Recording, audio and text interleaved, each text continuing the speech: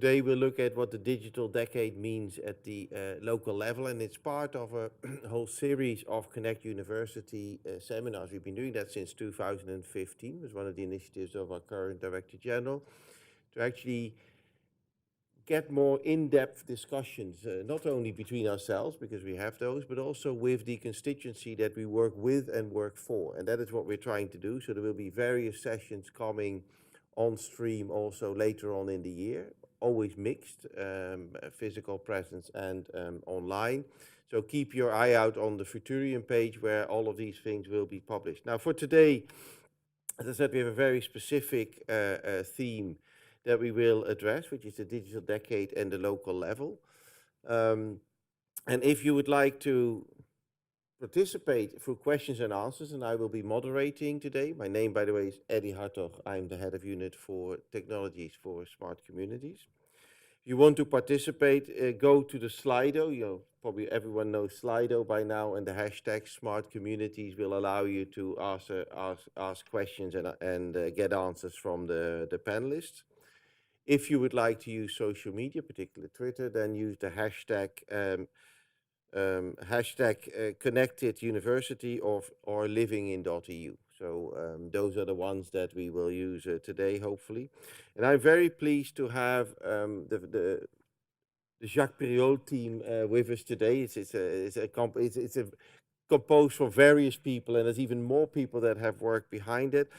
And why is that? Because we find, apart from the content of what he will present in the study that they've done in the French, but we see often that in the digital decade, we say, yeah, it's implemented at the local level, but then we implement it at the local level, but then it becomes too small really to have leverage in the market, and then it doesn't work together. So you need to bring that in some sort of collective setting then as well. But collective then, is that a region? Is it a formal? Is it a nation state? And that is where we're struggling to find that European way of mobilizing the 86,000 municipalities that we have in the European Union. By the way, a third of those are in France, so that's why it's very important to have France with us today. And really, how do we scale the solutions, the beautiful solutions that we have invented, the beautiful contributions the cities make to the digital decade? How do we bring that together in a setting that gives us independence? And in the context of the movement Living-in.EU, created by Eurocities, the Organization of Agile and Smart Cities, and the European Network of Living Labs, they said we need to bring this together, and we as Commission and the Committee of the Regions, we support their initiative. And in that context, I was invited to go to the Région Grand Est, where I met Jacques, and read about the study, and then it stayed a little bit confined. Well, first it was in French, so that excludes a number of Europeans, and it wasn't translated. But I actually said, like, no, this is not something that should stay in Strasbourg. This should come to a much broader European Union audience, and that is why we wanted to present that to you. We have a couple of critical colleagues that will then challenge the speakers. That's the whole idea, to get a real peer learning on this, and then see how we can move forward on the exercise. Now, to open today's session, I will introduce the speakers as they come along, but to open today's session, we have my colleague Eric Peters with us, who has been working very hard, not only in the Bauhaus, because Eric and I work very much on the Bauhaus work, but that's not the theme for today, but particularly on the digital decade. What does it mean, and how does it actually relate to the work that we are doing? So Eric, the floor is yours.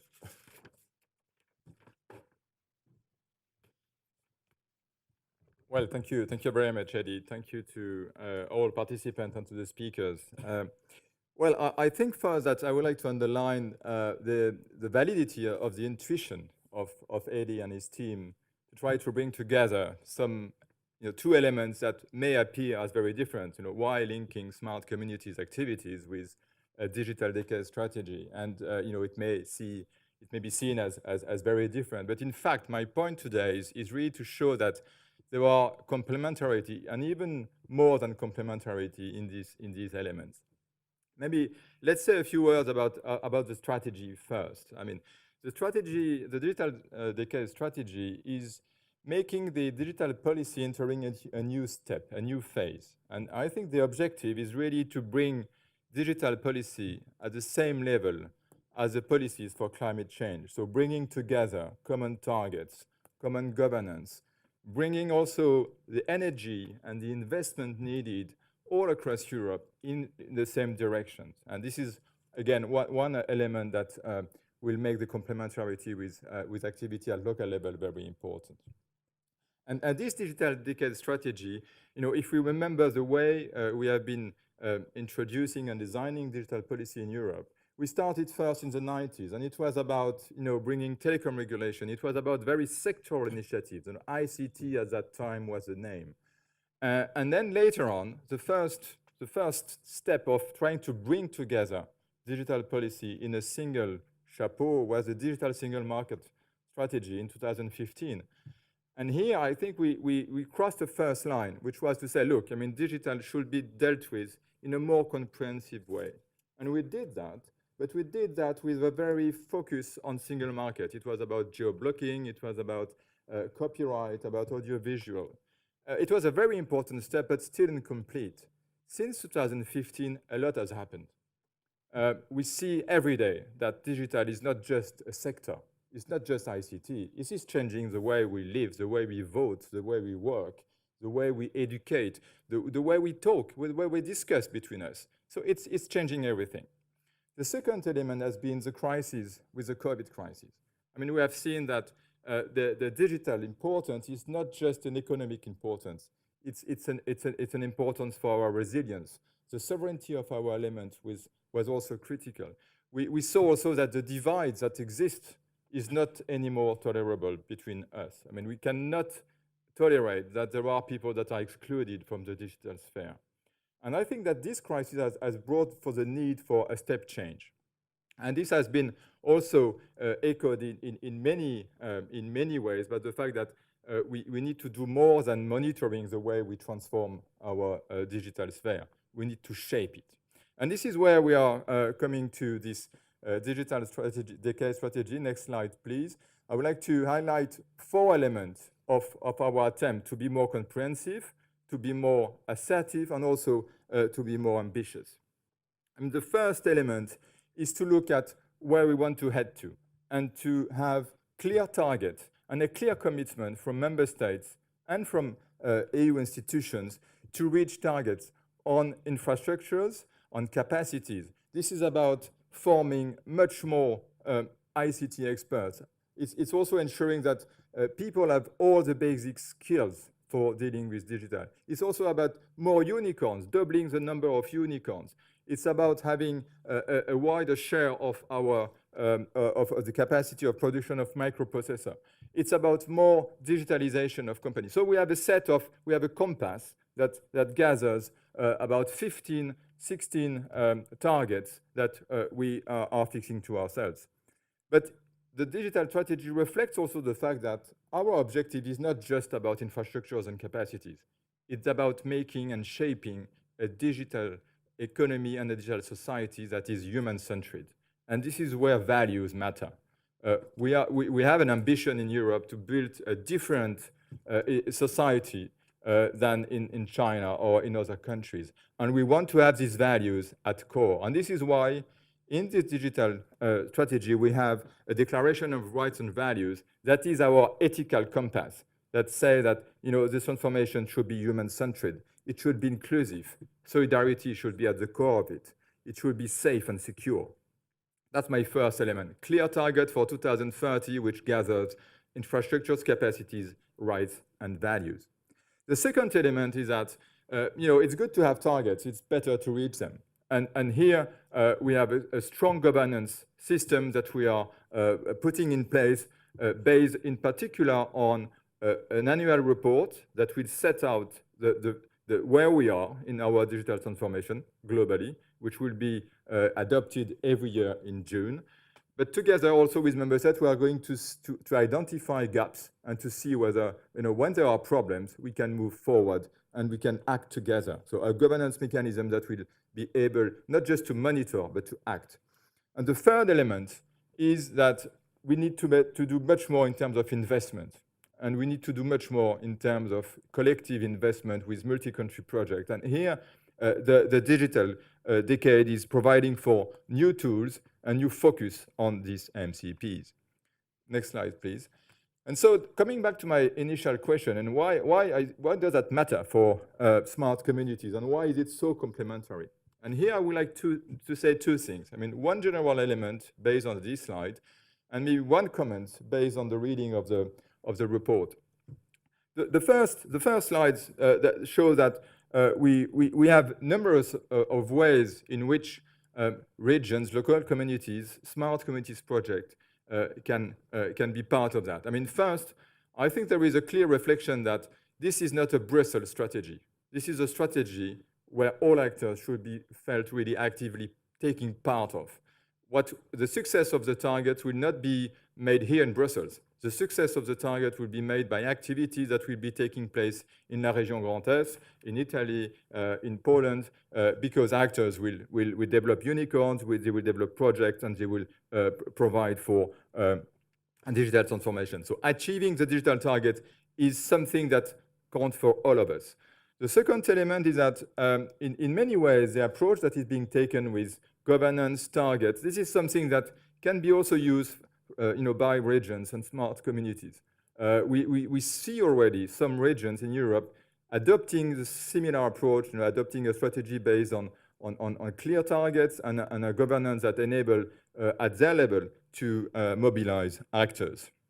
We have also another element of complementarity, but which is linked to the fact that we are trying to mobilize financing to provide provenance from all levels in order to achieve our objective. So the financing linked to regions, cities, can also be part of it. And we are discussing with the European Parliament in the co-legislative process today, and the European Parliament is really asking and for a greater role of regions in this part. And the last but not least part of this collaboration is part of the annual process. We are going to have a stakeholder outreach, which will enable to give which will enable for regions or cities to give their views in the run-up of the preparation of the report and in follow-up initiatives. So in a sense, this is a place where you can also, and regions and cities can also be active. And last but not least, I would like to maybe say two personal reflections on the report that I've read carefully. I mean, the first one is when I read the conclusion on this model of Communauté Intelligente Française, I was really struck by the similarity with the objective that we have in the digital decade. It's about sovereignty, it's about sustainability, it's about a common strategy, it's about trying to make sure that we are inclusive and solidaire. It's exactly what we have captured in the objective of our digital strategy. So it shows that in a sense, when you are looking to develop a specific approach, you come back to something which is quite European in a way.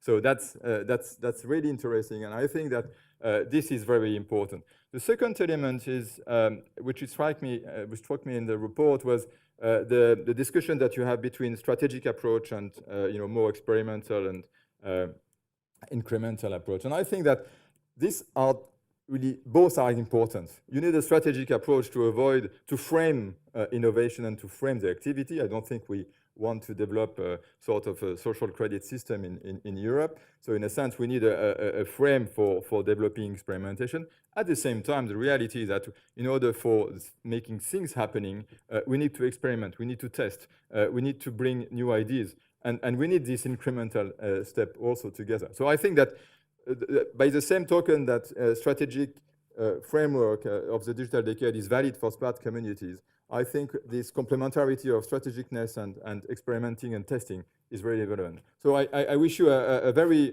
interesting discussion. I will follow that up. I will not be able to stay, but I'm sure that I will be in contact with Eddie and his team to make sure I'm well aware of the discussion. In any case, thank you so much, and have a nice discussion. Thank you very much, Eric. That's very good to set the context, and particularly what you said at the end, which also comes from a seminar that we had on the digital decade and the Living-in.EU movement a couple of weeks ago.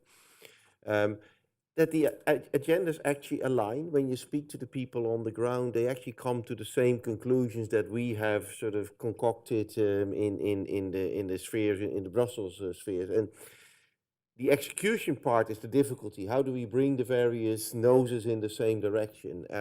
It is a difficulty. At the same time, it is where Europe is strong, much stronger than many of the other big players in the world, where, some, they are very strongly aligned because it's just the president decides and then everyone runs behind it, but not necessarily with a lot of energy.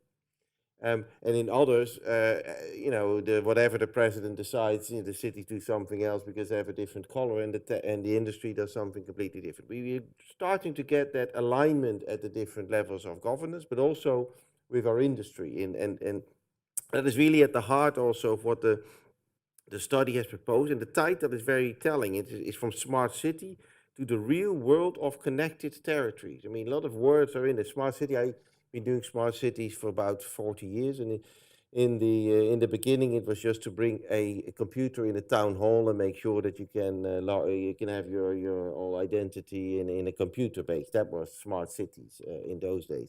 But now there's an element of the real world. So, it's not like somewhere locked up in a computer room, but it's the real world. Is everything is digital.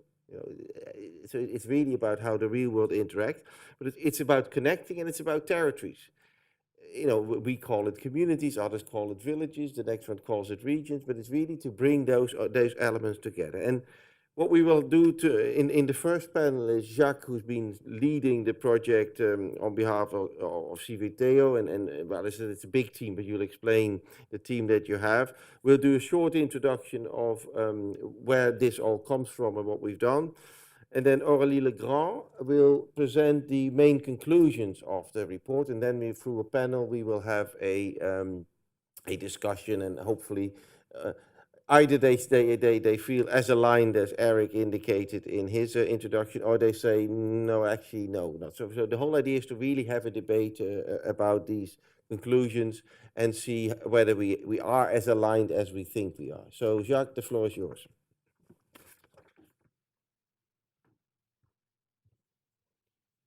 Thank you, Eddie and Eric. Good morning, ladies and gentlemen. We are very honored to present to you today some of the conclusions of the report we have conducted during the year 2021 in France on the reality of the deployment of smart city projects. I am Jacques Priol, president of Civiteo. I'm also here with Aurélie, who has coordinated all the teams, and Joël Gombin, one of the experts who has worked on this study and on our recommendations for France and for the French presidency of the EU. Before giving them the floor, I will explain the reasons for this study. 4 or 5 years ago in France, as in many other countries in Europe or elsewhere, many people were convinced that a new smart city model would emerge.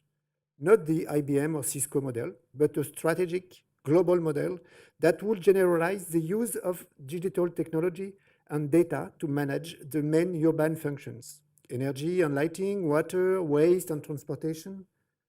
In France, several official reports announced this emergence, which should create jobs, create value, and develop new economic sectors. In 2017, 2 regions and 20 cities had committed to a smart city project. In 2021, the French government and the industrial sectors have realized that these initiatives have not become widespread.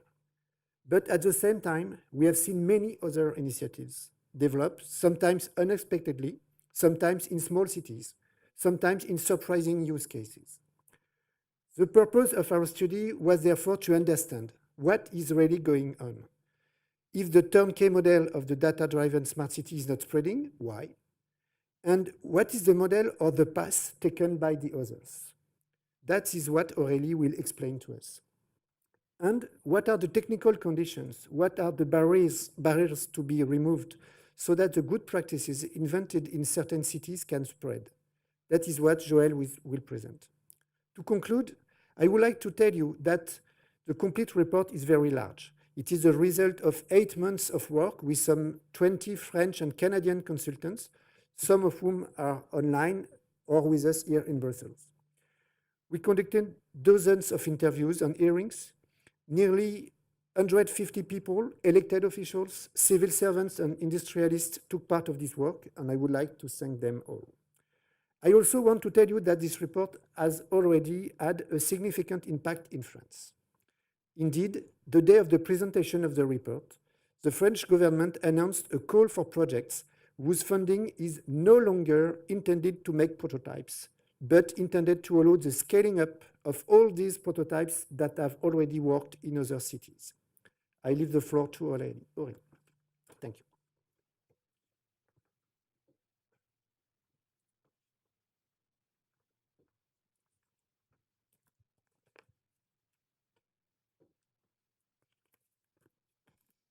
Thank you, Jacques.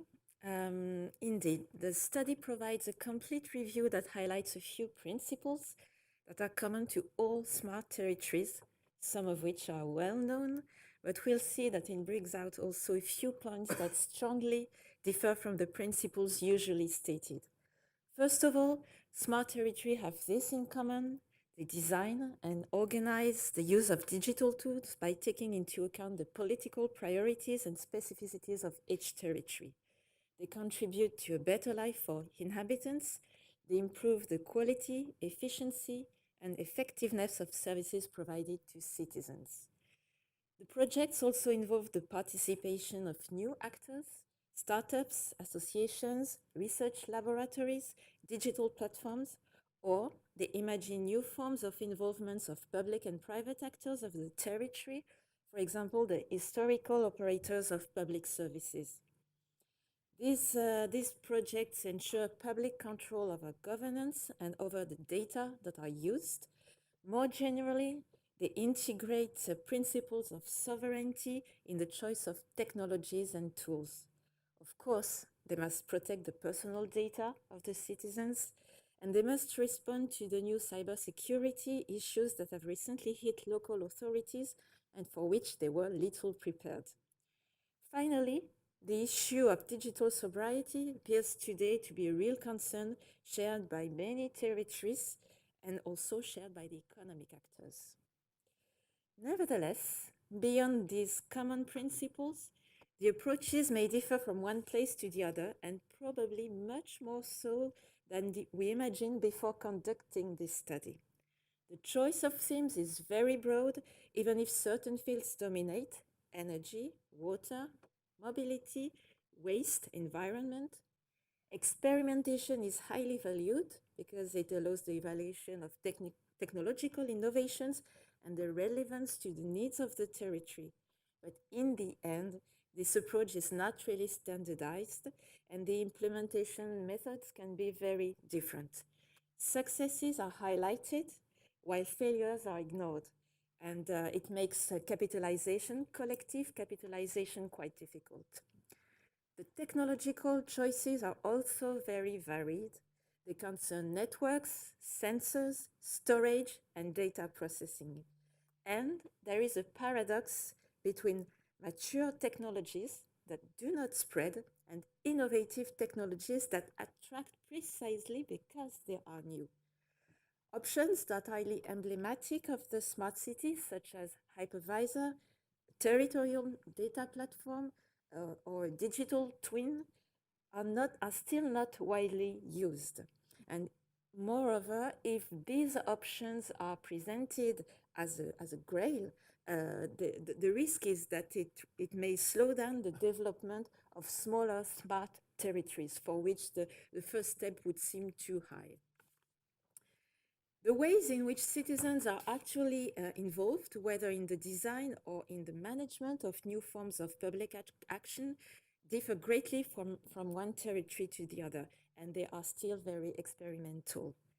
As for the territorial governance of data and the internal management of data, the issues are now well identified, whether legal, economic, ethical, democratic, or environmental, but the modes of governance are not stabilized yet, and again, there is no model. There is still one important subject that has not been yet detailed. It's the overall trajectories taken by the territories concerned. In this respect, the study deconstructs false representations, in particular the dogma of transversality stated by many experts and consultants, including ourselves, According to this strong principle of the smart city, a smart territory approach has to be strictly transversal right from the start.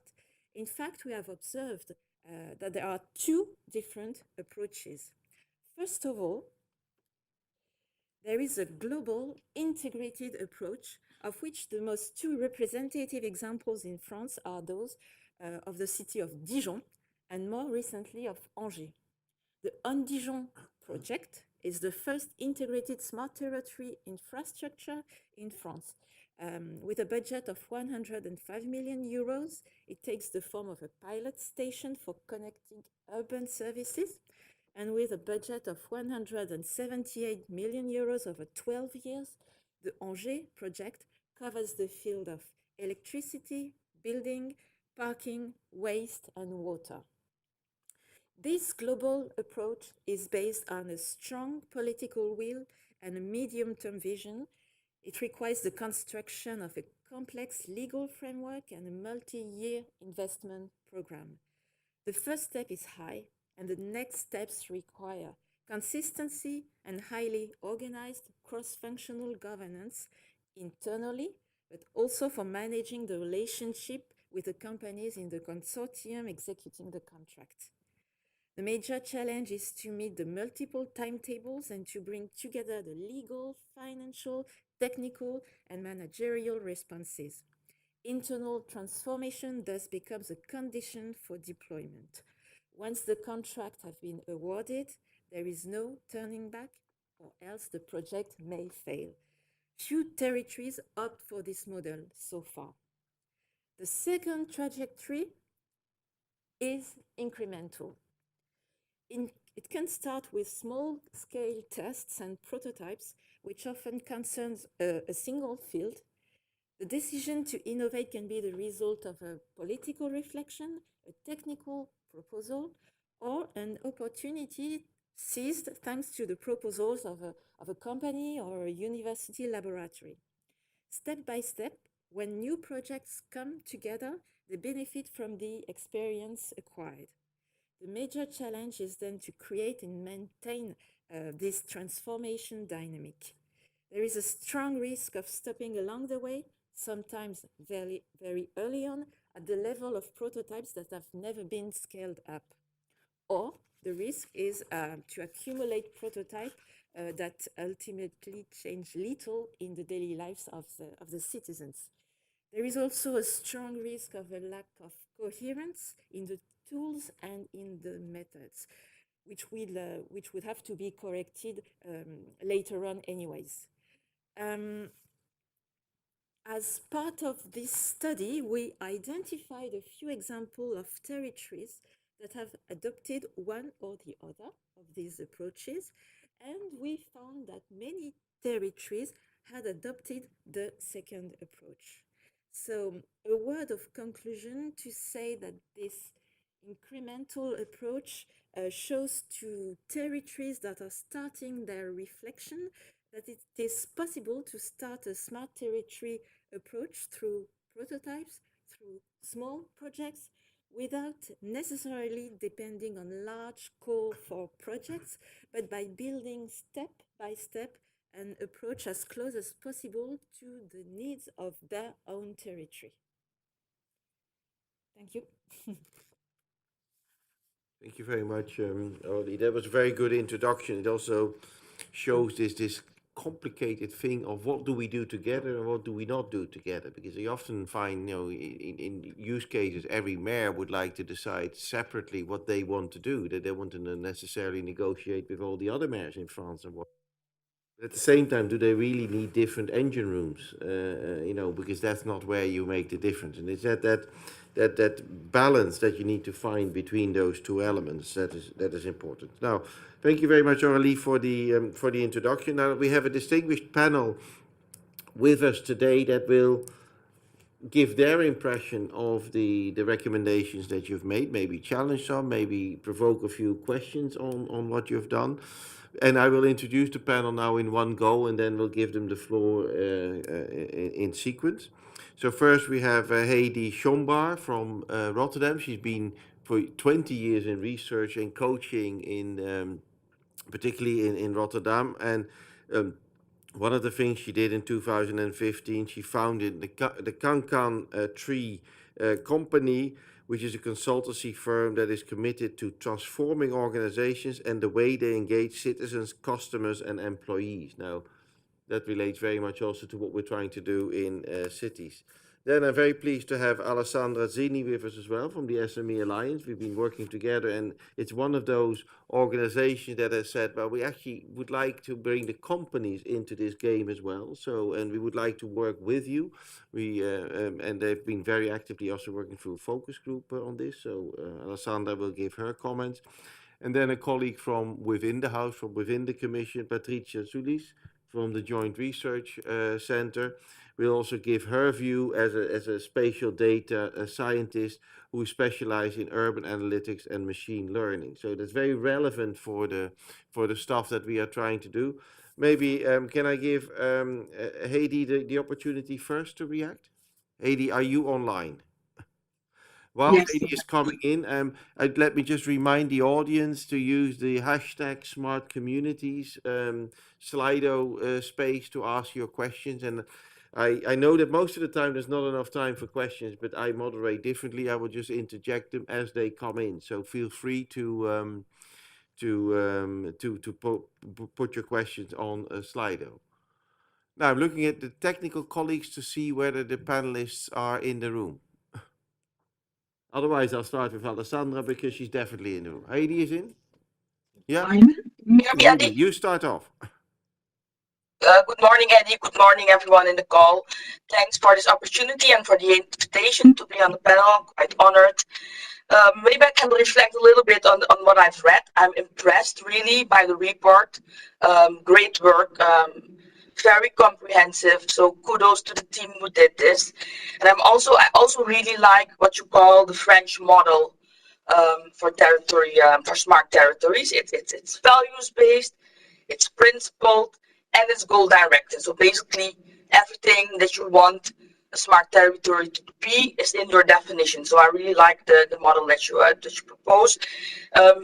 I think we were also asked to be a little bit critical. So maybe a critical note could be that it seems to really be very centered, and I can imagine why, but it's really centered on societal and political aspects of a territory. And I'm not sure if the economical aspects are a little bit underwritten, but maybe then Alessandra can, I guess, can comment on that. Okay. So it was already mentioned in the introduction. The really interesting part of this project is a clear analysis of the two paths that we have, the two models, the strategic model and the incremental model. And I would like to offer maybe a third way, which is, call it the incremental plus, meaning that, it's good to start bottom up with small projects. But the incremental approach is what we had in the Netherlands. I'm in smart cities now for 12 years. And my personal frustration is still that these projects and prototypes still don't scale often enough. So the incremental plus model would be a small projects, but with a platform setup to which these models should connect. So we conducted, and Eddie, you know this, a study on urban data platforms in Europe. We interviewed 80 cities and 13 specialists, global specialists. And basically the hope and the expectation is that if you connect these small incremental projects, if you could connect those to a urban or territory platform, maybe, in the contracts that you grant, ensure them, oblige them basically to connect to these platforms, share their data and get data from these platforms.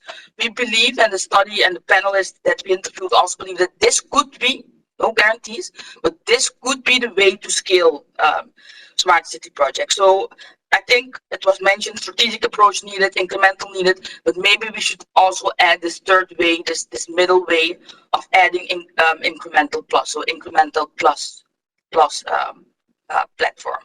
And a platform, a data platform is not an open data portal. Many people would say, well, we already share our government data.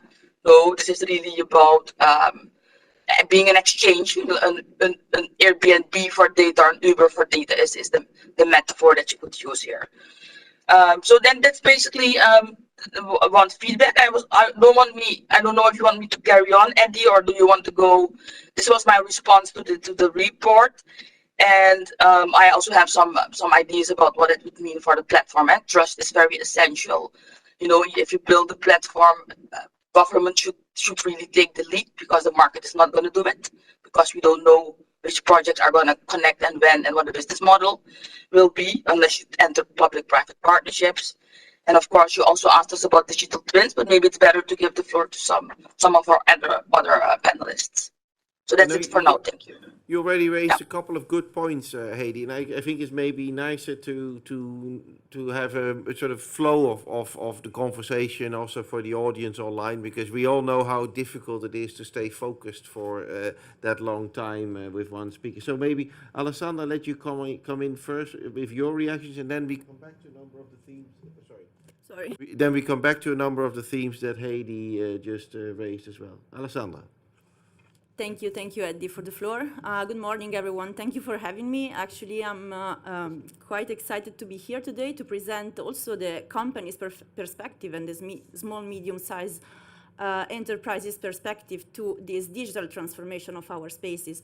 So I had the chance to read the report. It was actually indeed quite interesting also for our work at the European Digital SME Alliance in our focus group for smart communities. And I have noticed that the challenges and the opportunities that refer to France are actually similar to the one that we learn from our companies from all over Europe. And I think that it's important to think about the power of these digital innovators, because, for instance, European digital economy builds on 1.2 million ICT enterprises that are ready, that have a big innovation potential. They already operate with their local government. We have a lot of examples, use cases, best practices, but as you have all already highlighted, they don't manage to scale up. So this is a problem that is widespread all over Europe, and indeed what we see is that we lack communication. So how these enterprises can also communicate among each other, learn from their peers, and also how they can involve in the process the citizens and the public authorities. So from our work, from our perspective, we would really like to highlight that SMEs, European SMEs, are ready to play in the game. And indeed, as Ms. Schombar was saying, a data platform where this exchange can be possible would greatly help this innovation potential. Yeah, so maybe that's it from as a starting comment. Then I will take the floor back later for some other points. Yeah, very good points. Thank you very much. Patricia, can I give you the floor, please? Thank you very much. Thanks for having me. I had to read the report and I find it very interesting and very inspiring. In fact, we also, as a GRC, we recently released a policy brief on cities that are fit for the digital age. And I could see a lot of key issues and also a lot of priorities overlapping with this report. And I would like to briefly touch three main points. The first one, I really appreciate the focus and the statement that smart cities, smart territories are first and foremost a territory. And I think that this is very important because it grounds every aspect of the innovation and every aspect of the technology into the specific context and the specificity of each territory, from big cities to smaller cities and rural area. And it's also very important that small and medium cities, towns, and rural area are actually included and supported in competing for fundings and in the developing any network and strategies that can actually help introduce new technologies and innovation in the territory. And the second point is that indeed no standard methods to build small cities has been found yet. Specifically, in Europe, when actually all the initiative on smart cities have been applied on existing cities, and therefore they have to take into account the context and the specificity. And we saw that new technology, the very same technology applied to different contexts, actually gave different results and had a different impact on the result that one wanted to obtain. And the third point, which I find very relevant, is that the success is not simply related to a specific technology per se, but it's people adopting and using this technology. That is very important. So this requires a shift and a change in the behavior, the habits, and the routine of people in using the technology in cities. And to do this, you need to have trust in the technology. So you need transparency also in the application of the technology. So that should not be perceived as a threat, but more as an opportunity, as an improvement in the quality of life. And this was highlighted very well. And also it addressed a very important problem, which is that of digital divide, which actually is still a problem of access to technology, but is also and is incrementally being a problem of usage of the technology. And we can see it very clearly with the deploy of broadband across Europe, which led to a different type of digital divide, not only between cities and rural, but also between those who can actually exploit the potentiality of being connected with a broadband line to those that actually do not know how to do it. Thank you, Patricia. And I think this gives a good first round of comments. I think the good news is actually that what you've done seemed to resonate with the panelists. They seem to find it encouraging. But there's also a few challenging points. The one that I picked up on is how about the focus of it? Is it the public sector on its own, or the public sector with someone, or how do you bring the various sectors, how you bring the digital innovators in, as Alessandra said. And the second was interesting that Heidi said, like, well, maybe there's an in-between model that we could look at the incremental plus. But in the models, could you also say something about how these cities, you plot them separately, as if they have never talked to each other. So was there actually a conversation between them in why do we choose one model over the other before they embark in the process, because both have advantages and inconvenience. So those are the questions, the central themes that I picked up on, but feel free to comment on any of the suggestions and comments made by the panelists. Who would like to go first? Is it Jacques or Aurélie? Who wants to go first? I can comment on your remarks first for the incremental plus model. I did not go into any details during the presentation into this, but you have an in-between trajectory between the global approach and the incremental approach. Jacques will show us the slides, where a few local authorities appear. Because in fact the integrated approach does not prohibit neither voluntarism or vision, and for some of the collectivities they also foresee the technical challenges that will lay ahead, and therefore either there may be several options for this intermediate trajectory. Either, like the examples here, they have a very integrated approach, but not at the level of the city, but at the scale, for example, of a district which is being redesigned, which is being replanned. And this will give then experiences that will bring technological inputs for the integrated approach. that's the trajectory. We've not explained it in any detail during the presentation, but that's the case. And for this, the local authorities must take also into account everything related to interoperability. But I think that's the topic of the the next presentation. But this intermediate trajectory highlights also the fact that from a technical perspective, interoperability is a main challenge to make sure that the incremental approach will be a success in the end and not just a sum of prototypes.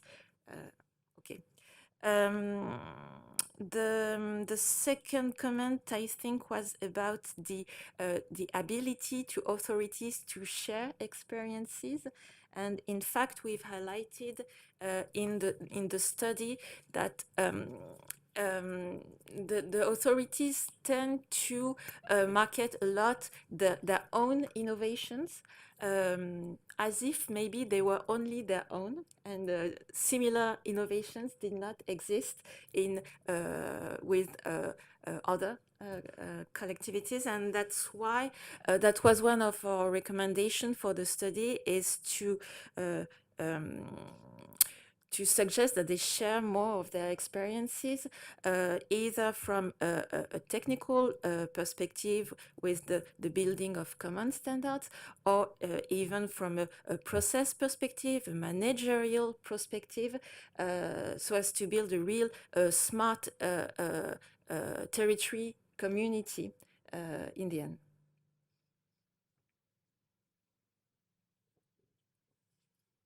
Then, Heidi, you said that you would have another couple of elements. Maybe does the answer on your incremental plus resonate with you? That's one question for you. For the whole of the panel, and particularly also for the colleagues from France, there is a question on the chat to look at other best practices. I mean, could you explain a little bit how the rest of the world influenced your thinking? Basically, they mentioned explicitly the 100 IBM Resilient Cities Network. I would also ask the question of how the Living-in.EU movement of collectivizing this either has already influenced your work, or how do you see it influencing your work in the future? What are the next steps that you take? But I would like to give the floor to Heidi maybe first to touch on a couple of other points that we had in mind. For example, the European model that you would like to make out of this. Heidi. Yes, thank you. Thank you. And indeed, the answer of the middle way is indeed a good approach. It's more integrated in the sense that, but it's in the middle in the sense that it's not on a whole city level or whole territory level, on a district level.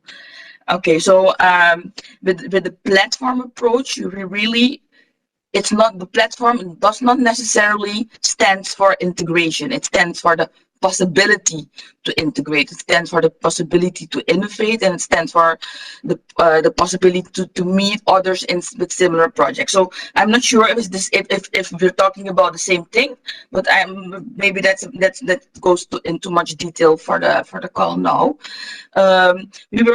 You asked Eddie about we were also asked to give our idea of the future European model. I envision something like a federation of urban / data territory platforms. I see a federation, so it starts at the local level, and the local level, either a city or a territory, can decide how big or small their platform is, with all their projects connected to that platform.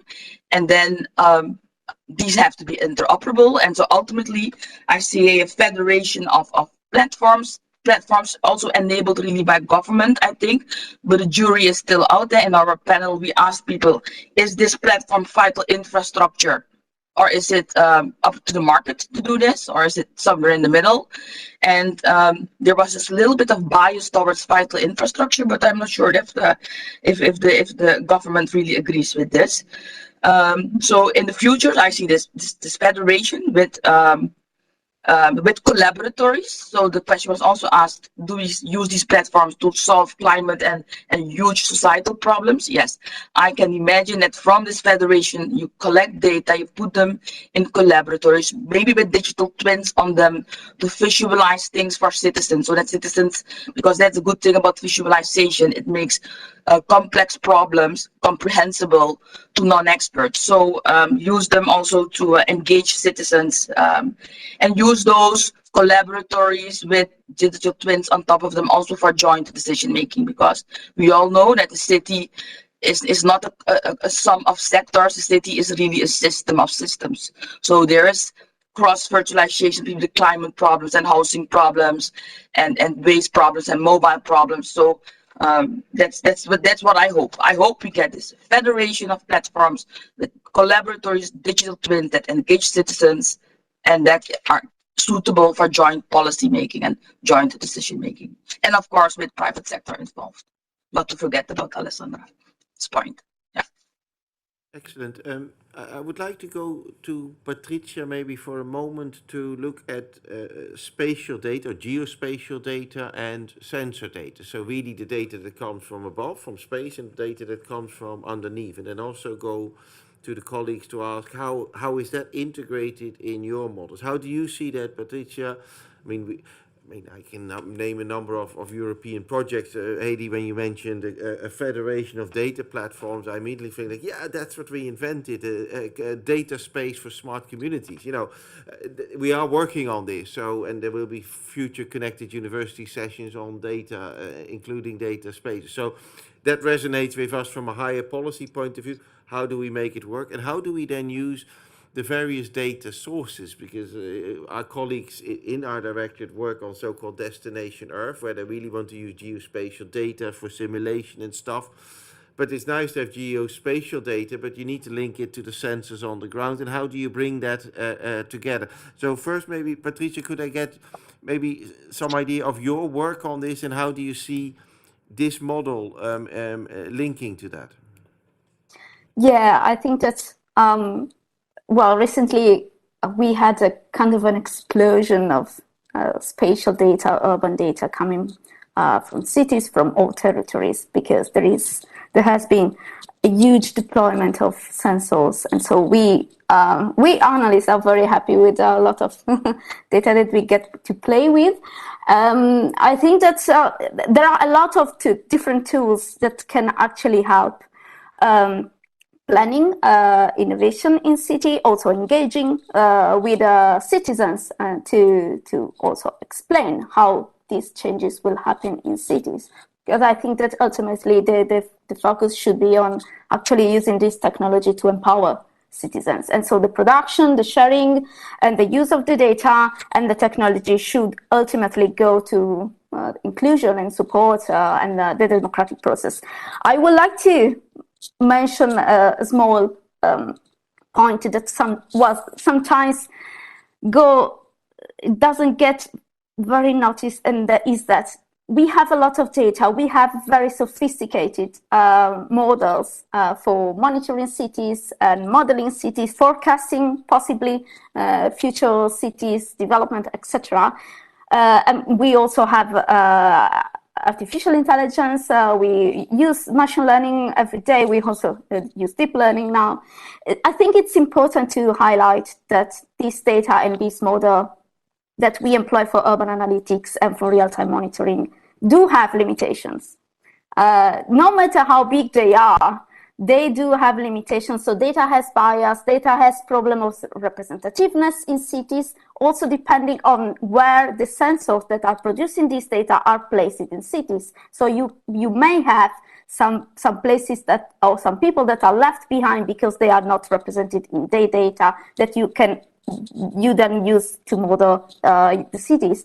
And so it's important to consider the bias in data and the bias in limitation in the algorithm that are used in those models, including digital twin that are used for monitoring and for planning, because this bias can actually reinforce or introduce new disparities in cities and in territories, so they can actually leave people and places behind further than they are now. Jacques and Aurélie, maybe you could say something on that question that we also had online of how were other initiatives influencing your work, and how would you hope that your work will now influence some of the particularly European Union conversations, but maybe even global conversations? And there's also a question from the chat that you can take at the same time. What was the biggest pushback from citizens in using these systems? Now, I don't know whether they use them, but maybe they contribute to the development in the end of the system. So how were the citizens reacting to what you were trying to do in the modeling? It's a lot of questions, but maybe Regarding the European inspirations, we did for the study a literature study looking at European approaches such as Amsterdam, for example. But the core of the study was really to analyze a French approach to smart territories to identify if there is something that could be called a French model for territory. Of course, I believe that there are similarities between so-called French model and European smart city trends, such as the fact that this kind of projects, it must be as close as possible to the needs of the territory, the needs of the citizen. It must be protective, especially regarding the personal data protection. As you mentioned earlier on, it must make sure it does not aggravate any existing digital divides, or worse, create new ones. And also it must promote actions to support ecological transitions and guarantee real digital sobriety. Regarding the citizen involvement, citizen participation is really a project within the project, and we made the diagnosis that there are very different approaches which are more or less advanced from one territory to the other. But the fact of getting citizens on board is a growing concern for the territories, and it involves digital mediation and also acculturation to data-related issues, and that's a broad topic.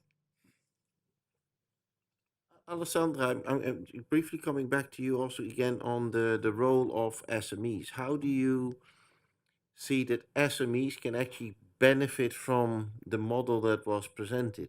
I mean, why is this model better than some of the other models that are going around globally? Yes, just a minor comment on the involvement on citizens, because I really think it's fundamental and it's one of the biggest challenge, because every smart city project can be successful if citizens accept the technologies that they're going to use every day. So I really appreciated all these aspects that both of you mentioned.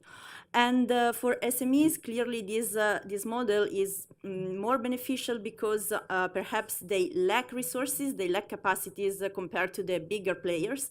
So in a step-by-step approach, they would be able actually to implement, deploy, and test their ideas.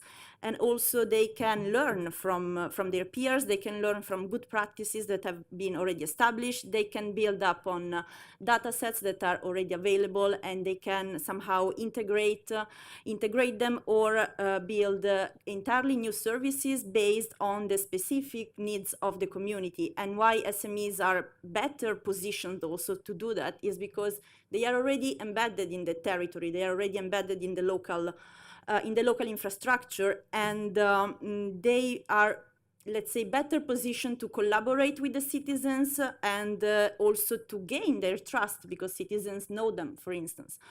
And the same goes with the collaboration with the public administration, with the local governments. The collaboration can be easier with a local, a small, medium-sized enterprise that operates in the territory and that is known already. And as a last point, I would really like to highlight that public administration should really leverage on this innovation potential of the SMEs that operates there, not only for deploying the services, but also to acquiring the skills that are needed to then let's say, apply and implement those big projects, because indeed we can speak about data, we can speak about interoperability, but if we don't have the right skills, the right skill set to manage them, to understand the data, then I'm not sure that a project can be successful at the end. Thank you. Okay, to conclude this, conclude the first panel in the morning, I'm going to ask each of the panelists to in 20 seconds to give us the one message that they would like the audience that is online to retain from the conversation we have just had. Now I'm going to give you 10 seconds to think about it, to explain that later on. Christina Martinez, my co-lead in the unit, will sort of do the overall conclusion, but I would like you to think of something as one message that the audience should basically take home. I'm going to do it in the order of Patricia, Heidi, Alessandra, and then Aurélie to finish off with. So I hope that has given you enough time to improvise that one message that you would want to take away. And I call on the Commission colleagues first because we always get the least time to do so. Patricia, I hope you don't mind. No, it's okay. Well, I think that we understood that there is no single model to follow. I would say that we have kind of a framework to offer good example, good practice, and to apply and to see for the future. And I will say that also the technology must empower citizens, must address social inclusion, must address disparities. And we need to take each result of modeling and data analysis also with a pinch of salt and try to understand the results that we then apply to cities. Heidi?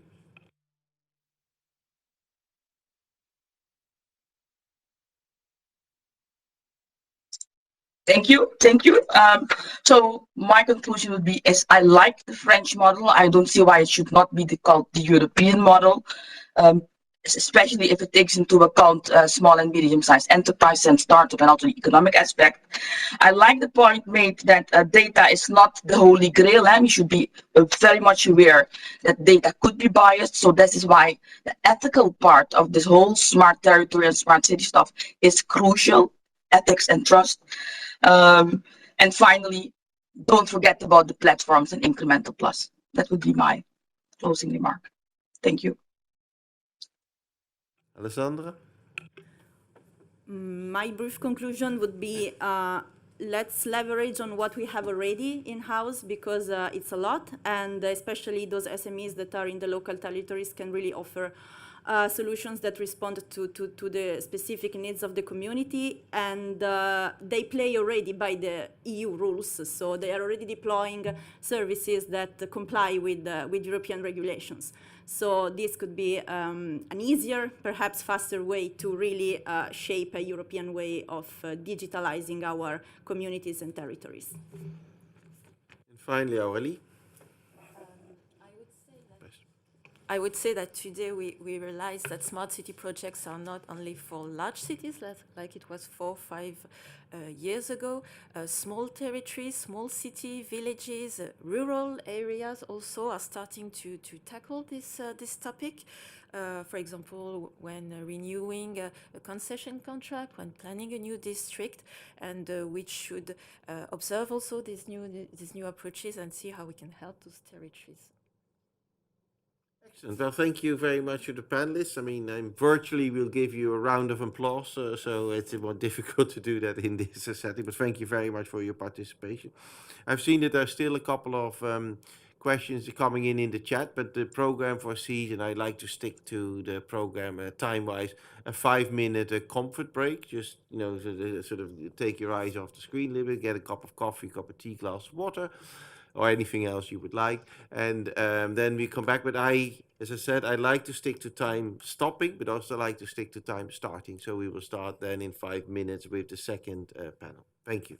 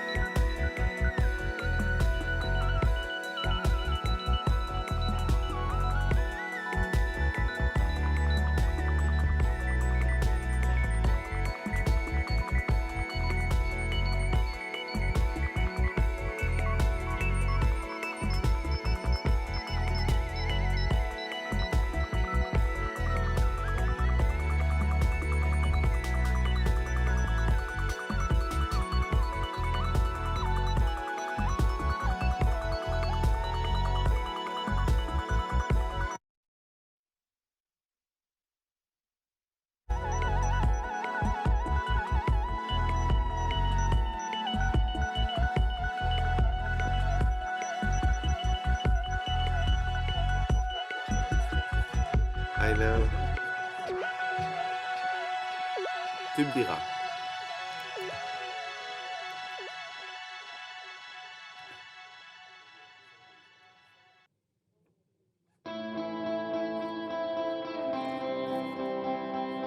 Yeah. So thank you for coming back. My colleague Serge Navaretti, who organized the event, just told me we had 130 people online being with us. So thank you very much for being with us and also for your questions. We are going to come back to some of the questions that I see popping up in the chat. So stay tuned because they will come in a session that goes a little bit deeper into the enablers. We talked about what we want to do, what's the vision, and where do we want to go, but how do you actually get there? And how do we bring these ecosystems based on data properly together? I mean, we touched upon it at the end, so we have a natural transition to where we are now. So we have with us Joël Gombin, who will say a few words on that and present to us what the study also had to present there.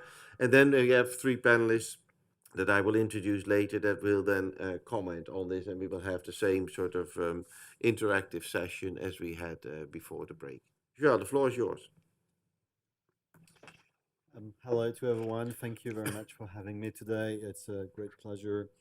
So, well, as everyone said earlier, we all want smart territories projects to thrive. But what are the preconditions of success? How can we make sure that this happens? How can we act to make sure that those projects will succeed, and maybe equally importantly, that a genuine, densely connected ecosystem will emerge? To put it in other words, our concerns should not only be about the enablers of individual projects, but rather about those of a wider dynamic at the French, but maybe also at the European level. So what our study posits is that an insufficient level of experience and resource pooling on the one hand, and of capitalization on the other hand, seriously undermines the overall understanding of what works well and what doesn't. Local governments have to choose between a wide array of technologies and digital tools, but are usually lacking useful cues for doing so. This is why one of the recommendations we make is simple and yet very important: to make sure that smart territories projects are documented all along the way, and that feedback, both positive and negative, is provided and shared inside an agreed open reference system. We make also another simple, some would even say basic, and yet highly effective, or so we think, recommendation. Among them is to make public funding for smart territory projects conditional on compliance with legal obligations regarding the opening up of public data and algorithmic transparency. And I have to say that the French law is actually on the very high end of the spectrum of the PSI 3 directive implementation. So we have a high level of expectations toward the local governments. But this requires that some sort of control and sanction of these obligations is carried out, which is not the case currently. Regarding pooling or mutualization, the study shows two things. Firstly, that pooling has many advantages: an easier start for territories that are just starting out, economies of scale, an improvement in the service provided to the greatest number of people, a better environmental impact, and greater sovereignty, to name just a few. Mutualization can involve the simple pooling of technical specifications, for example, or the construction of shared territorial strategies.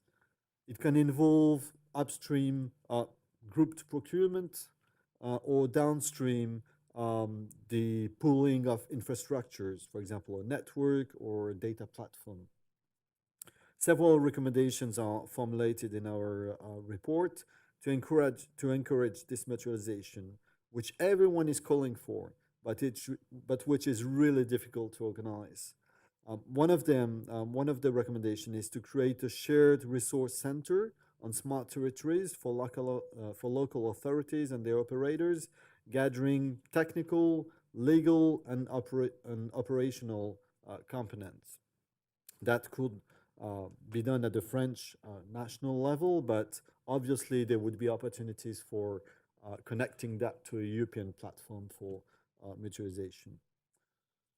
But from a more technical point of view, all of this only makes sense as long as interoperability is a core principle of smart territory projects. Sharing and pooling, ease of deployment, and the search for collective efficiency will be enhanced if systems are interoperable. Our study details different level of interoperability. Interoperability can be thought of at the infrastructure level, including devices and IoTs and stuff like that. It can be thought of at the level of data platforms and data exchange, and it can be thought of at the level of services. And while the interoperability across these three levels is important, we conclude that a paramount but difficult part of the interoperability of smart territories will depend on the capacity of stakeholders to develop data standards, common semantics, and shared reference systems. The exchanges that we've had with the industry in particular were very clear on that regard, and they were calling to the national governments to help them create these common semantics and reference system. Some of the expected benefits of an interoperability strategy will be infrastructure sustainability, collaboration with an ecosystem of local actors, and public spending efficiency. Our study also details some solutions that favor infrastructure interoperability. The multiplication of data exchange interfaces, such as APIs, the adoption of data schemas, and the constitution of data libraries for smart territories. And through various examples, it also shows that the technological choices made by local authorities and the companies that support them are not neutral. Some favor interoperability and some are obstacles, and we must create incentives for those choices that favor interoperability. And some with little awareness of these issues and maybe less commitment than, for example, American or Canadian players to the production of common reference system, French public and private players are calling for a national initiative to advance the production of norms and standards. What the best practices are in terms of data standards production and governance is not entirely clear at this stage, at least in the French context. And while many underline the importance of involving all relevant stakeholders in the process of creating those data standards, we also have cases such as GTFS, for example, or others that illustrate that some of the most successful data standards were not created in this way. So we need to understand better what works and what doesn't in that field. And faced with this challenge of system interoperability, several major European cities and industrial players have been working together for several years to define global interoperability frameworks that bring together the issue of APIs, data standards, and models, and semantics in a single reference system. Among the most closely followed initiatives in France is Living-in.EU, driven by the European Commission and supported by recognized European networks such as Eurocities, OASC, and the European Network of Living Labs, but supported as well by major European cities, and this is definitely a reference identified as such in the French ecosystem. It must be underlined that in the joint Boost Sustain Declaration for Joint Action to promote sustainable digital transformation in EU cities and communities, 94 local governments, including 7 in France, committed themselves to use a list of agreed standards and technical specifications to ensure interoperability of data systems and platforms between cities, communities, and suppliers worldwide. Sharing, pooling, and interoperability can also be achieved through the use of open source tools and software solutions. promoted by Europe for many years for public actors and especially for smart territories, included in various French legal texts. The preferential use of tools whose code is open is justified for several reasons, in particular reasons of independence and sovereignty of public actors. The priority given to open source is a principle shared by many of the public and private players interviewed during our study. And some territories are involved in European programs that support open and interoperable digital platform projects. French companies, such as Orange, for example, contribute to consortiums or foundations for the development of open software bricks, for example, fireware. However, it is clear that open source solutions are not the most widespread in smart territories in France. The study gives two main reasons for that. The first relates to the skills required to find and integrate tools that are often more complex to qualify than off-the-shelf products. The second reason is the cost, not of licenses, of course, but of subsequent developments. And few territories can afford to develop tools for their own use, even if they are then freely available to all. So here we are back to the issue of pooling and mutualization and the necessity of developing tools and frameworks for making those mutualization easier. Thank you very much for your attention. Thank you very much, Zuriel. That was a very good introduction, and really that key word also shown on the slide of interoperability is sort of what permeates a lot of the conversation. You can't connect until you have this interoperability. It also, if I look at the chat, it asks for the links with the Green Deal and the digital decade. I mean, I think it was said in the beginning, or at least said it's transversal. The smart city is no longer a sector that we look at in isolation, but it's a transversal way of looking at it. Also, sectoral elements come into this, and that's also why interoperability is not only between public data information. We'll come to one of the panelists later, but also the business and the business angle and non-governmental angle linking it to the public data. Now, I'm very pleased to have in the panel today 3 of my colleagues from the European Commission that we actually work with quite closely, and they're also very complementary to some of the work that we've been doing here. We look at the infrastructure part, the connectivity part. I mean, I'm sure Eric Godilla from that unit will mention that, like, there's no point having all sorts of complicated systems and data if you don't have the connectivity organized. Christina Cosma will say something about the work that the colleagues in Digit do on interoperability, and also so how she read your study in that relation. And then we have a key person in the data policy unit, Federico Milani, who will go focus a little bit more on the data, and we touched upon that already later: data platforms, data spaces, etc. So they will take that angle to the conversation. Maybe we'll start with Eric. Thank you very much, Eddie, for the floor, and thank you very much also for this study from the French model, French example, from which many recommendations are about applications and data, how to handle it in a manner which is ethical and interoperable. What we focus on in our part of our political policy action is rather the reducing the digital divide in terms of access. So basically the lower level of enablers for smaller, especially smaller rural territories.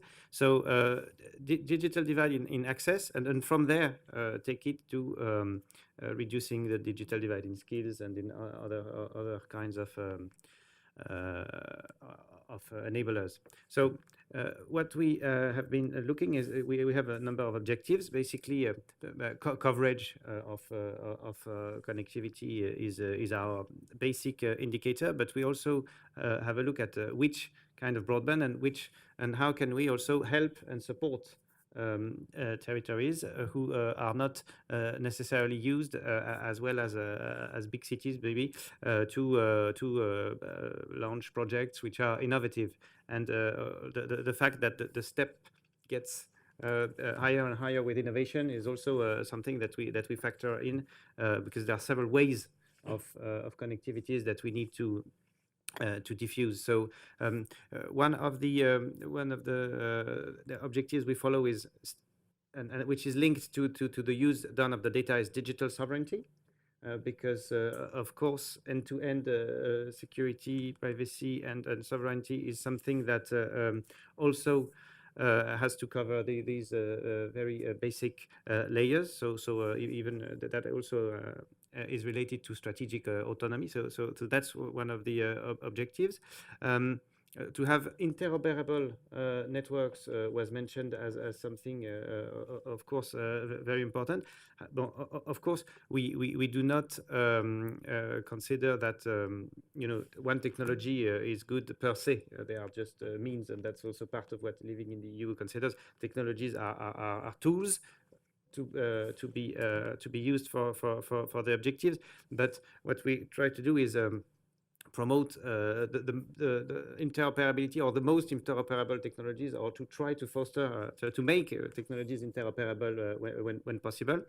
And then we have what we do is we do it concretely. We try learning rather the incremental way, actually, with looking at what is done at national, regional, local level. We even have a small EU funding program from which we fund. Well, these are, for example, cross-border sections in large transport paths, for example, large highways or large road railways. So we fund the cross-border element, and this way we can learn and see how the stakeholders learn how this is done. We also have funding. All this is part of a very large funding program called Connecting Europe Facility. And this is very active in transport and energy, but now there's a digital pillar, which is all about doing this and addressing digital divide also with this way. So once large transport paths are covered and have access to connectivity, that also means that not only big cities are covered. And we cover bottom-up smart communities for rolling out 5G technologies for them. So this 5G is basically an enabler, and we roll it out, we fund it to support a use case in a sector which could be health, education, or something else. So in supporting smart village, smart communities, bottom-up approaches. And what we are learning from this is that what they need is examples of successful rollouts and use cases that can give concrete examples. So basically, this is how we manage it. We launch projects, and when they are successful, we gather that these are best practices and try to facilitate the dialogue that you were mentioning, to share how those communities can help each other, and to try to foster this dialogue between projects that were successful and projects that will be successful. Thank you. Thank you very much, Eric, for that. Christina, I mean, interoperability was prominently present. How have you read that report and what Joël just said, and what would be your comments on that? And thank you for having me. So on the interoperability side, it's really one of the key blocks, because this is what makes systems work together. So you can't really share data, you can't connect systems, you can't have collaborative practices if you don't have interoperability. So this is something which is key in the smart cities context, and I'm happy to see it so prominent in this report. And you see it also coming from the Commission, by a month or two. Normally, this is also something we're going to have more of, because we want to establish a cooperation framework around that, which puts together the practitioners with that will establish basically a trans-European network of public services, and they will have the space to exactly discuss those issues that are making life difficult today when developing and sharing data. Standards, discussing and agreeing on standards, discussing on mutualizing resources, discussing on setting up those infrastructures that will enable us to have smart cities that work in cooperation, because everything is about putting the data together and making it useful within our principles and values to develop smarter cities and territories. So interoperability is key there, and it's something where all levels of administration should be involved, together with with the private sector, together with the NGOs, together with academia, because data is produced everywhere. It's produced by citizens, it's produced by local governments, it's produced by private companies, and I am sure Federico will speak more about that. All the Data Governance Act and all the PSI directives and all the others already enable those. Sharing and interoperability is there just to make sure that everyone can speak to each other. It's about collaboration more than anything. And it's collaboration at the legal level, because legal barriers are probably one of the biggest challenges we need to solve. And when we solve the legal barriers, we can more easily go and solve the organizational ones, the semantics and the technical, but without removing, and this is one of the things we're trying to tackle, is to go to more digital ready policies. Policies that really do assess the digital impact they have, because basically all the policies we and everyone else is putting out today has an impact on digital. But we don't necessarily realize it because we don't go that much into assessing their impact. And we introduced standards just because a jurist thought it was a good idea to mention a different database to be put up for a new legislation. So these are things where we're working on at European level, and we think that having the cities on board to provide their experience and also be part of this ecosystem that will come with more innovation. Well, cities are at front anyway. You are the main providers of services directly to citizens, and they need to be the ones that give the pragmatic view on how those services should be done. And interoperability is there to serve and enable all of this work together. So, and I was very happy to see how it was tackled in a French report. It was very useful. It's really, I do think for us, it's more important to have the legal barriers also addressed. So technical and semantical, I know they are difficult, but until we resolve also some of the legal barriers, this is going to be difficult to go to. But then, of course, standards need to be also more open in terms of discussions. Today's standardization communities are silos. They all work on their own specific sectors and they don't necessarily collaborate. So this is something we also need to probably work more on. So this is something that will help us open more the ecosystems we have and have more collaborative parts.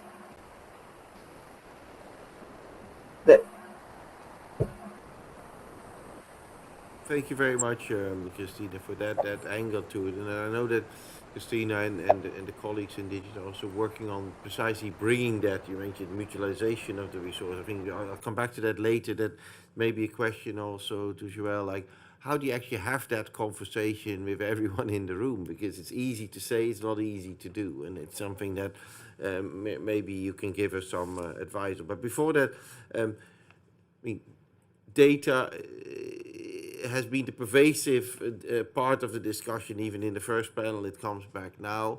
And that's not, so let's say it's for a good reason that the European Commission has spent a lot of time on the data strategy and making a lot of initiatives on this. And maybe, Federico, you can make that link a little bit between what has been done at the local level and all the data initiatives that we have taken as a European Commission. Federico. Thanks a lot, Eddie. And actually, I wanted also to link to what you were mentioning before and what you were saying before, which was, does a smart cities be done and be achieved only through the support and through the effort of the public sector? And actually, in my opinion, a smart community, it's not only to have a smart public sector, but you need also to have a smart private sector and also to have smart citizens collaborating to create these smart cities. And for that, then data, although it's not the only it's not the only thing that you need to have, because you need to be able to extract information, to be able to handle it. It's one of the essential items and one of the essential tools in order to achieve a number of initiative and a data-driven communities that will be able to exploit and be the use of data. In order to do that, as also the report mentioned, what you need to do and to have the possibility to access and to share the data and to use the data, you have to create, first of all, an environment of trust and transparency, as it's several times mentioned in the report. And what you can do is also have the, as it was mentioned before, again, mutualization. So not only public sector information be able to access the data and use the data, but also have the other part that was mentioned again before, to have the public sector information and public sector have the possibility of sharing their data, so that businesses, citizens will have the possibility to access the data and contribute again to create the smart communities. And this is why, and it was mentioned before, the public sector information that I might remind you, it has been adopted in 2003, the Public Sector Information Directive, has been updated several times to push further the need and the engagement and the enforcement of public sector to make accessible their data for businesses and for citizens. And recently, actually, it has become an open data directive, and soon we are going also to have an implementing act that requires public sector information to make accessible high-value data sets that are going to be defined in this implementing act, but that covers geospatial, weather, and statistic information, so that this data can be used and can be, first of all, accessed through API and downloaded in bulk, but can be used by the various businesses or citizens to create new services. And this is one of important aspects where we can see that also the public administration can do a lot in order to promote by only making accessible this data that they have to the various possible users. Along this line, also the Data Governance Act has been recently adopted by the Council. Actually, it happened Monday, where we also try to regulate the access to data where third-party access to data that, again, the public administration have, where there are that cannot be made accessible and open for free to everybody because there are third-party rights involved.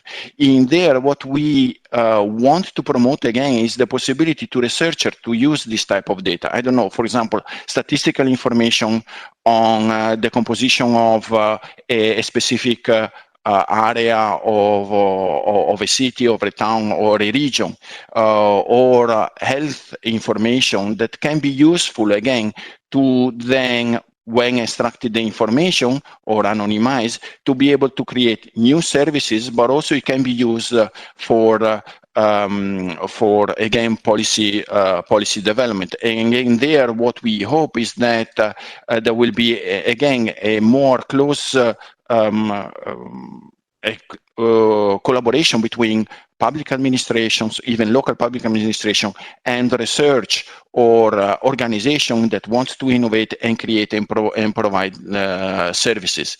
In addition to that, also the data governance is also promoting a new aspects of data, which what we've identified is that the fact that there are more and more citizens and more companies that would like to share the data for specific reasons, but they do not have any easy way to do it. This is why we talk about data altruism, and we create this new actor of data altruism organization that will be able to collect the data and make available this data under specific condition. And this is again an aspect that again public administration can use in order to collect data from citizens that are willing to share the data.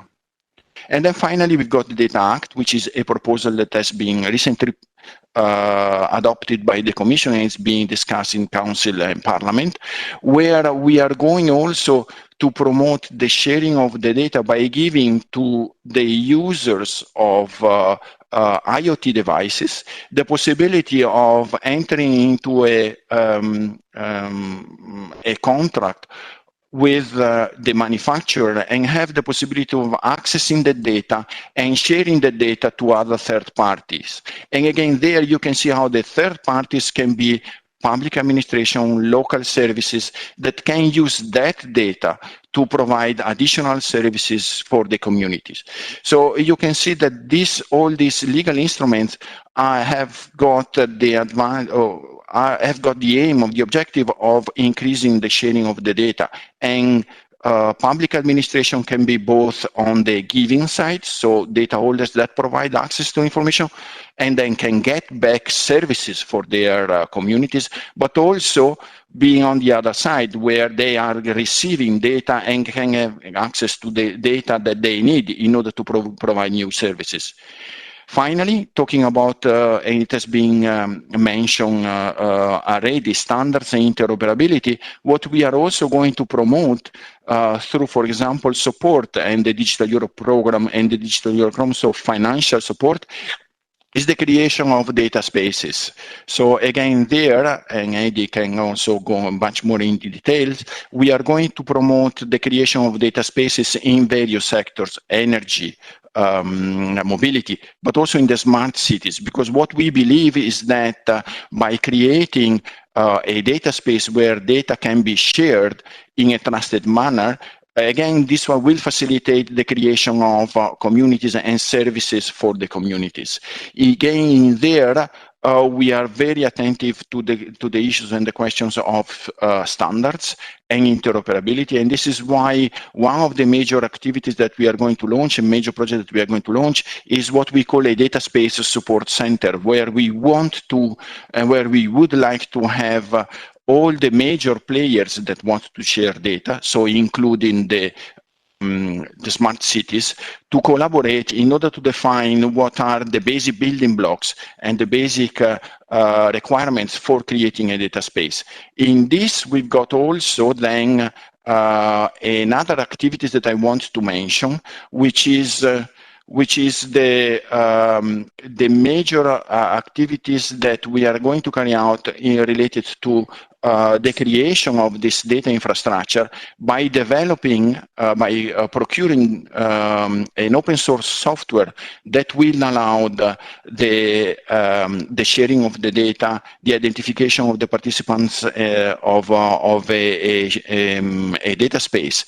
And that one, as I was saying, it's something that we've already done studies, which has been recently published, and we are going in the few next months to launch really a procurement and to start to develop in open source this software that we will make available to everybody, so that there will be also a simple way to connect data providers and data holders. And with that one, stop it. I'm sorry that I've been too long. No, it's very interesting, and actually from the three panelists, what I take is there's a sort of, is it natural convergence? But the agendas resonate, with the different elements. I mean, it's a very broad agenda, and Eric presented it at the beginning of the digital decade as well. Very high level policy with, measurements and stuff, but it actually resonates on the ground, which is also what your study shows, to do this together. And that would also maybe bring back a question that I'm not fully satisfied with, so I'll just keep on raising it until I get the answer. That is about, what do we do next at the European level? How does that interact? How does that bring it together? Maybe you could say something on that, Joel. And then also linking it back to, the infrastructure, one thing that we as Commission colleagues haven't mentioned yet is also, apart from the infrastructure in the connectivity, we also discuss cloud middleware and stuff. You know, so also there we'd like to say, well, can we show what sort of middleware would be the right one to use? What sort of specifications should we use there? And it's all meant to push people in that same direction, as you said in the philosophy of your study, not to be a silo in Europe. I mean, that's not the purpose, but to keep the control as a municipality over your technology and over your data. I mean, that's really what in the end the sovereignty is about, so that you can, if you say like, well, I want to change now completely to a different provider, you can. You're not locked in because the specifications were right from the start. So a lot of convergence of the agenda. What can we do now next with what you've done at a European level? And how do you see specifically the infrastructure elements, the ones that Eric mentioned in the connectivity, but also in everything between the connectivity and the final app that you get on your smartphone?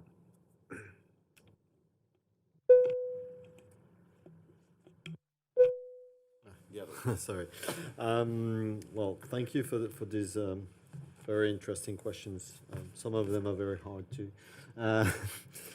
So about the next step at the European level, very wide question, obviously, but I think one key recommendation that we do make in the study to the French government, and that actually the French government has taken up, as Jacques mentioned earlier, is that the model of public funding or public financial incentives for smart city projects must shift from a model where the level of financial support is or financial help is very high, maybe 80% of the eligible cost, something like that, to a level where this level is lower, and the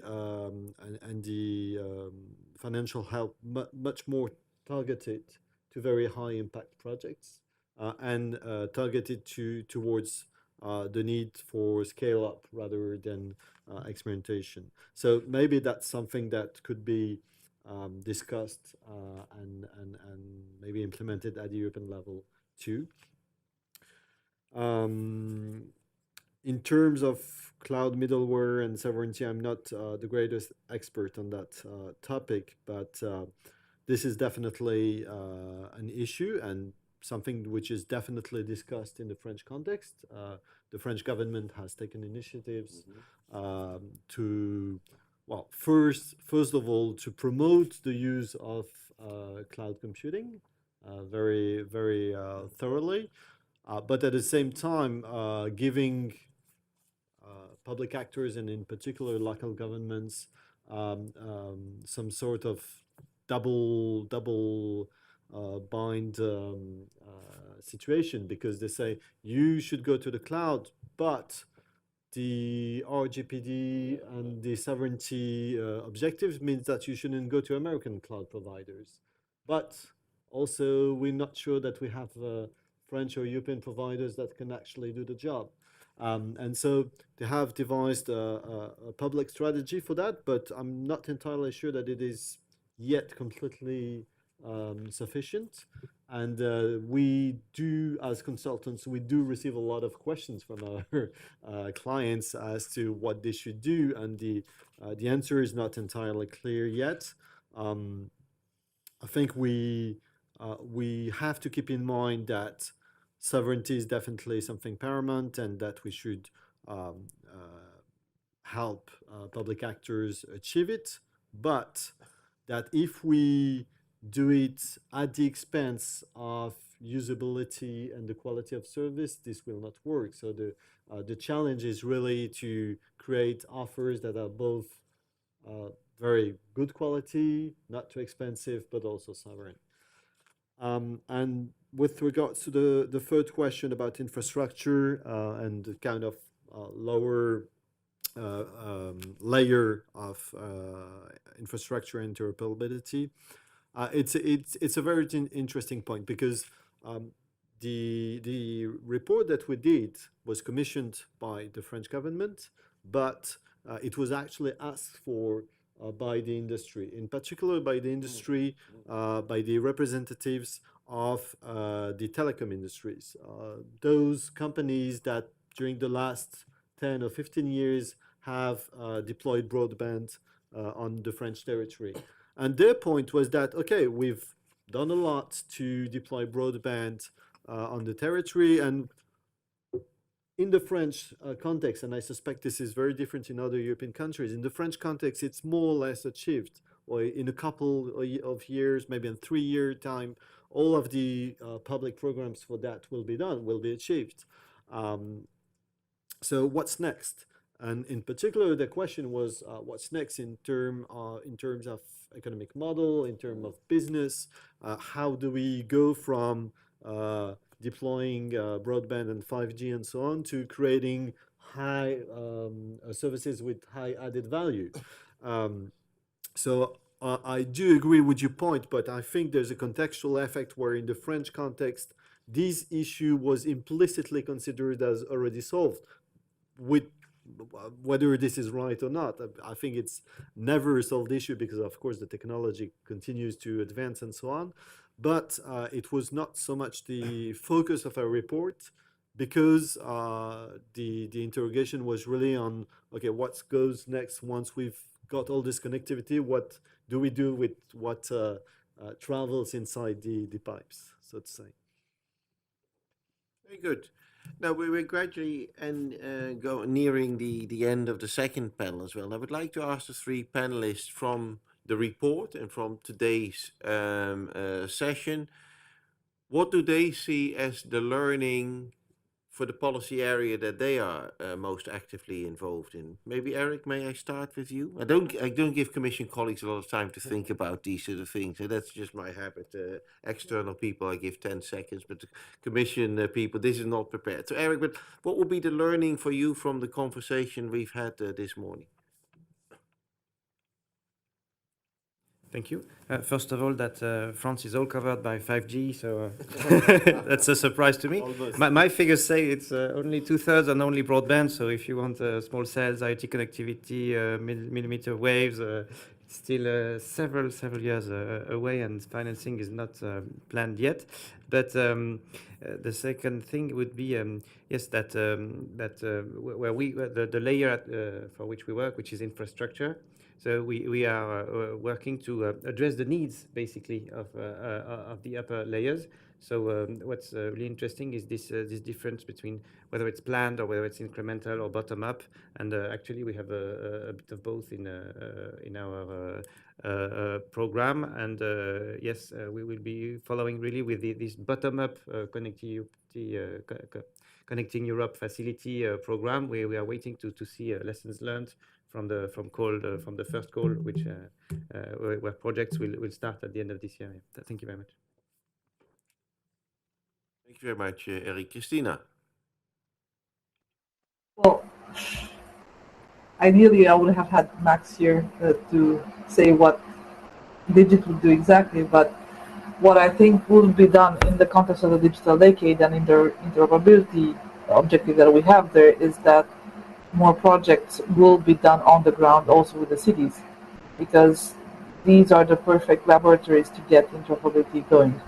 And this is clearly from, let's say, from a policy perspective, yes, we have the legal initiatives and the legislation coming, but on the other hand, we want to start already exploring and testing approaches. So this could be the perfect test ground for what the interoperability policy would mean in practice, how this cooperation framework that we want to put in place would work end-to-end with the cities on one hand and going up to the EU level and everything in between.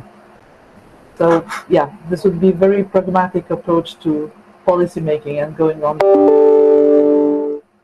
I love that, Christina. A pragmatic approach to policy making. Very good. Federico. I want to pick up what was said and what is the approach of the French government, which is exactly the same one, in my opinion, of what is the Commission approach.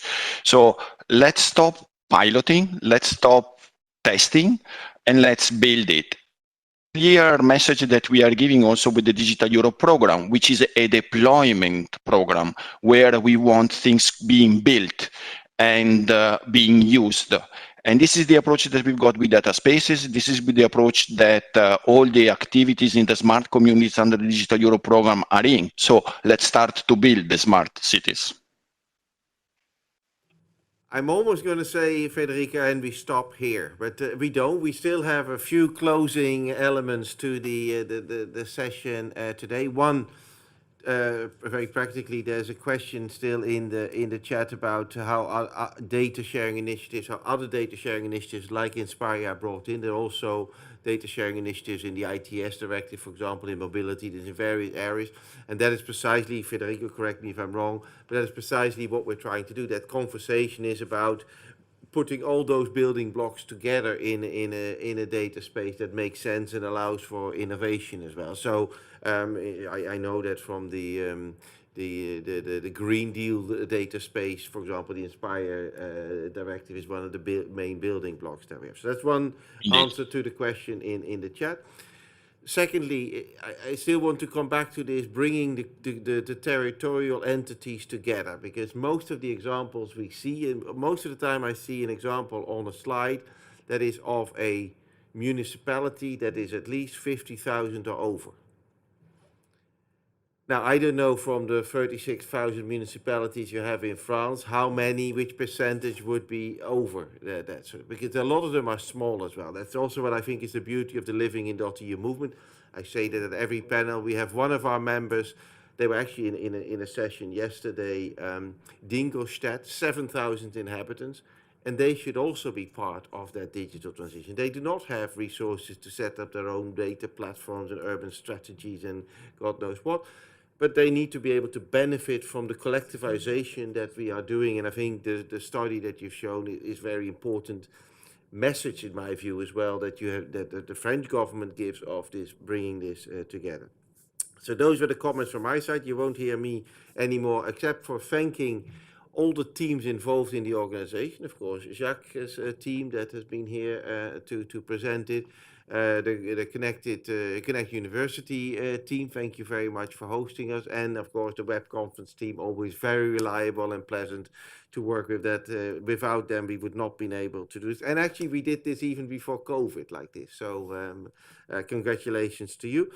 Then the final word is to, formally it's the deputy head of unit, of the same unit, but I would normally like to say the co-lead of the unit for technologies for smart communities, and Cristina Martinez will conclude this session. Thank you very much all for attending. Thank you, Edi. I thought I had the easiest part, but actually it's the very, what's the problem? You need to push a button. It's pushed, I think. Can you hear me? Yeah, thank you. So I thought it will be the easy part. Actually, it's not. It was quite dense and quite, very substantial in terms of content. So I'll do my best to conclude with some concluding remarks, which are very biased, very subjective from me, and who probably will not be a summary of what was discussed today. So sorry for the 130 people listening to us. It will be more of, what I think are the salient points and the conclusive perspectives that we brought. First of all, the session was nicely organized because it started from the French report and then started to expand it to a more EU perspective. And that was very useful, I think, to build a collective understanding and on how to improve the digital transformation at the local level. The first session helped us to put things in perspective. We had the local perspective, the use case perspective, the scaling up perspective, the people perspective, and the purpose perspective, which I think is fundamental because we heard there is a shift. We're not doing digitalization like we used to do in the past. This is digital tools for a purpose and to support users, citizens, above all. More specifically, I noted in panel 1, first we had a booster shoot, that there is no one-size-fits-all solution, but interconnecting the solutions might be the recipe for scaling up, actually. Then we heard that nothing smart can be achieved if it's not user-centric, so we need to address the digital divide from the design phase, and also we need to address true life issues, and sustainability is one of them. Smart territory is a territory where we share experiences. This is what I took, and where local authorities are accompanying the learning process and supporting interoperability efforts, but each territory should actually define how they will go about this multi-level governance that is necessary. I heard also that cities are, or communities or territories are a system of systems, and they need digital tools to address complex problems, but also to simplify them to non-educated people and users. We heard that local SMEs are the best place to serve and support upskilling because they know the territory and they know the stakeholders at the local level. So let's not think big international solutions first. Let's rather look at what is the knowledge and the expertise we have at the local level. At the end of the panel one, the messages were no single model to follow. We rather need a framework. Technology must empower citizens. Let's take solutions with a pinch of salt. The French model has a huge, truly European potential. SMEs are already complying with EU needs and policies. Smart cities is not only for large cities, hence the territorial dimension, think territorial, and let's shift our look to this new scale. The second part of the introduction was a deep dive into more technical issues, data and interoperability. The recommendations of the report are clear. Interoperability remains the never-ending challenge, and the Living-in.EU is well known for their support to this issue. There are local governments joining forces to share, pool, and expand interoperability solutions. The example of open source was mentioned. It's interesting because it's an open solution, it's available for free, but actually it's not well spread because of lack of skills, there are integration issues, and also the cost for integration and for further developing those solutions. So in conclusion, we heard the mutualization of costs is necessary for addressing these issues. And the good news is that's what Europe is about, right? So panel two focused mostly on interoperability. They say it has many layers, but make no mistakes, although it seems a technical issue, actually it's a political one, because that's how you achieve technological sovereignty. You increase knowledge creation by having more data and services available, and how you reinforce European market players against other, which might not come with EU principles and values in their design. Yeah. Then my colleagues reminded us the policy framework we have put in place, and they nicely detailed the many policy instruments that we have to ensure free flow of data, and also the role of public administrations in this never-ending challenge. We've learned also that smart cities and community data space is coming. It will be funded and founded on a number of building blocks that we're now deploying through the digital program. Then we had a conclusion. The work needs to be done both in connectivity and in infrastructure needs. Legislation and testing approaches are maturing. We are in harmony with the conclusions of the French report. Now it's time for deployment. I can also add, and this will be my last observation, that the Living-in.EU initiative that was mentioned several times is a place where these discussions can continue between the local actors, different levels of governments, and also the EU networks that are supported by the European Commission and the Committee of the Regions. So I can assure that the tools that the digital program will fund are addressing precisely all these framework elements that we have discussed today. Actually, that's a good news. And it's reassuring that the conditions will be soon put in place for the digital transformation to blossom. I would like to thank finally all the participants, Eric Peters for setting up the context, Jacques Priol for introducing the study, thank you very much, Aurélie Legrand, Joël Gambin for coming to Brussels and summarize the recommendations of this very interesting and inspiring report, and also all the panelists, Heidi Schombar, Alessandra Zini, Patricia Sulis, Christina Cosma, Eric Godilla, and of course, last but not least, our moderator for the great moderation. Thank you very much. I hope you have enjoyed as much as I did, that we have both learned and perhaps reflected on these interesting issues. And just to conclude, the EC is committed to help each member state find their preferred model and eventually have a resilient, sustainable, and digital society that thrives. Thank you very much.